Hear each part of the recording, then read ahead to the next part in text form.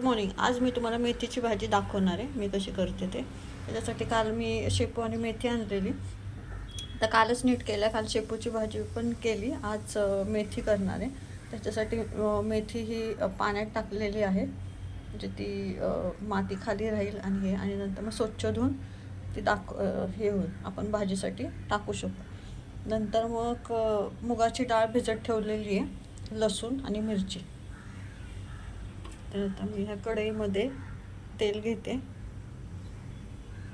हे तेल घेतलंय, त्यानंतर त्याच्यात सांगितल्याप्रमाणे प्रमाणानुसार मीठ टाका, म्हणजे ते विरघळेल सगळीकडे. त्यात लसूण टाका.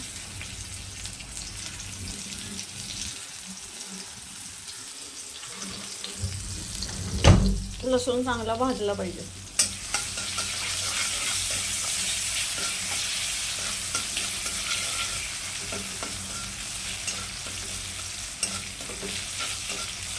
तर कच्चा स्मेल सगळा गेला पाहिजे.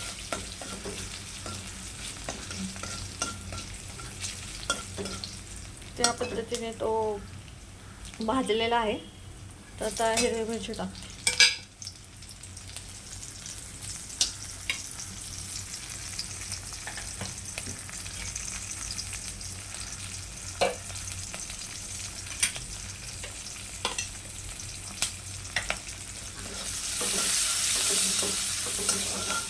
हिरवी मिरची पण डाग पडेपर्यंत तिला भाजायची.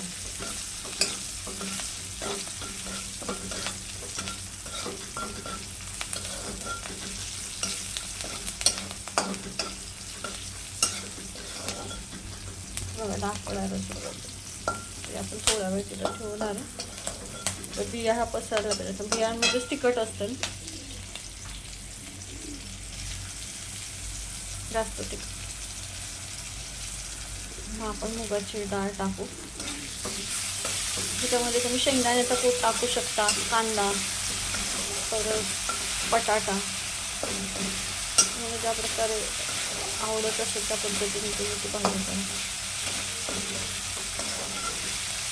आम्ही पण खूप पद्धतीने करतो, पण आज मी या पद्धतीने करणार आहे, दाखवते. जवळजवळची काल केलं. शापूच्या भाजीसारखीच आहे भाजी. खूप मोठी आम्ही नीट करतो पहिल्यापासून. चिरून घेत नाही, कारण चिरून घेतलं की त्याचं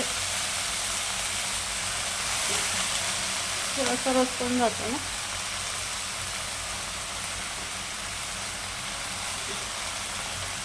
ती प्रत्येकाच्या चॉईसवर आहे की त्यांनी ती कशी करायची. आणि ती मोठी नीट करून अशा पद्धतीने नंतर ती व्यवस्थित एकसारखी हलवून घ्या.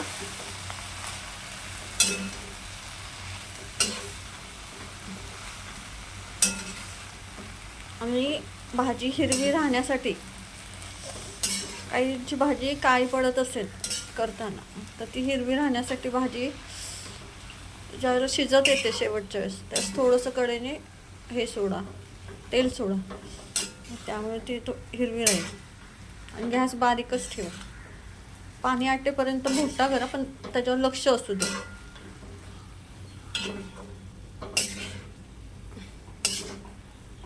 पाण्याची मात्रा कमी कमी होत जाईल, त्याला गॅस कमी करायला सुरुवात करा,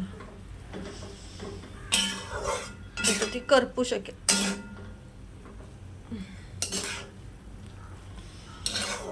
हे बघा, मस्त आपण ती भाजी हे केलेली, हलवून घेतलेली. आता हे झाकण ठेवून वाफेवरती शिजेल. आणि थोडं मी गॅस मोठा ठेवणार. हे पाणी आहे त्याच्यामध्ये खाली, ऑफिसला पण जायची घाई आहे, तर पाणी आपण आटलं पाहिजे.